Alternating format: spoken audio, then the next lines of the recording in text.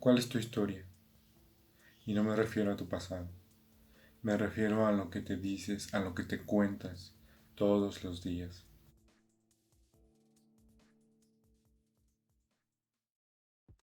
Me refiero a lo que te dices, a lo que te cuentas todos los días para hacer las cosas o para no hacerlas. Y te comparto mi historia. Resulta que yo me digo, es que tú no puedes, es que tú no sabes, es que no eres suficiente. A veces digo, es que eso es falso, es que eso no es lo que me enseñaron, así no lo aprendí.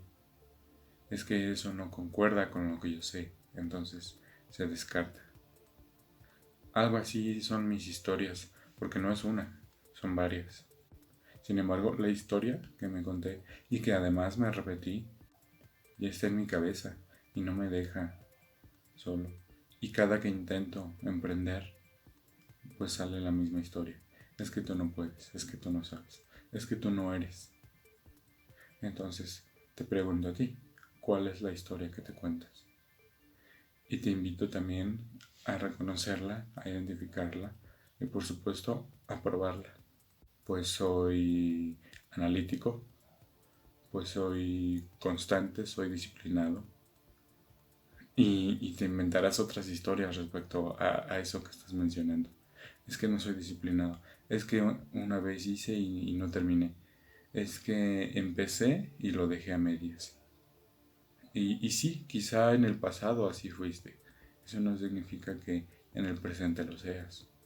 O puede que lo seas, pero aún así eso puede cambiar. Entonces, ¿qué estás haciendo? ¿Qué estás dispuesto a hacer a partir de lo que sí eres? ¿Y qué estás dispuesto a hacer a partir de lo que no eres?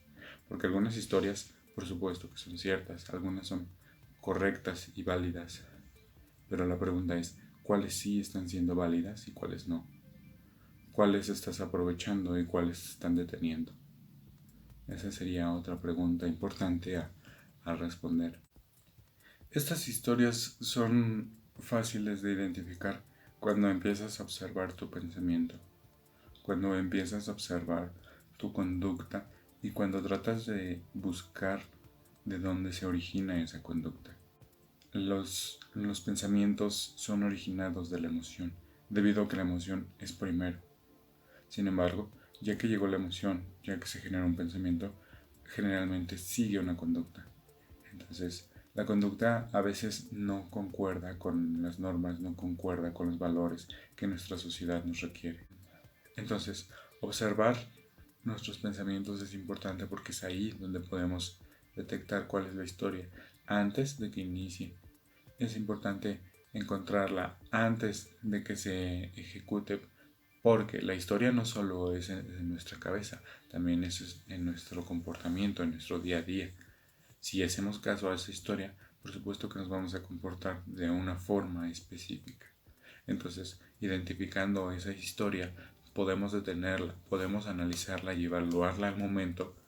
Y si resulta que tiene bases, pues entonces la mantenemos. Si no tiene fundamento, podemos hacer algo, podemos cambiarla y podemos ejecutar, podemos tomar acción. Y esa acción es lo que nos permitirá el cambio. Un cambio a dónde o para qué. El cambio depende de ti. El cambio depende de tu iniciativa, depende de tu intención. A veces cambiamos sin darnos cuenta, a veces cambiamos sin quererlo. Les sugiero que se empiecen a encontrar esas historias para hacer más fácil el cambio, para hacerlo más llevadero. Sugiero encontrar las historias para poder hacer una evaluación de ellas y poder avanzar.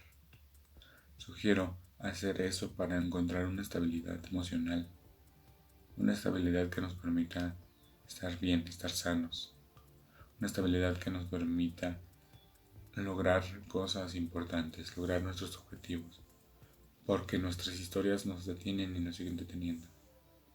También hay historias que nos empujan, también hay historias que nos permiten aventarnos. A veces esas historias nos ayudan, por supuesto, no siempre y no todas. Entonces evaluemos cuáles sí, cuáles no, cuáles son las garantías de una y cuáles son las garantías de otra. Y vamos a trabajar, vamos a hacer, vamos a cambiar.